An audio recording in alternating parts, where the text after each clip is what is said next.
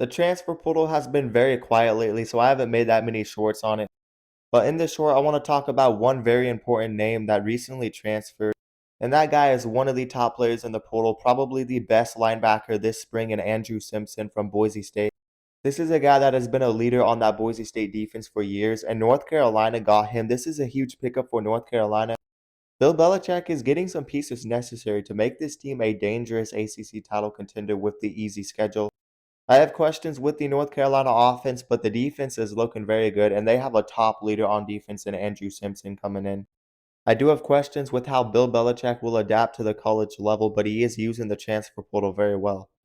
North Carolina is certainly going to be a team to watch next season, and I'm expecting Andrew Simpson to be an all-conference linebacker. North Carolina should be solid, but you guys leave your thoughts on this North Carolina team and this transfer edition of Andrew Simpson down in the comments below. And don't forget to follow for more college football content.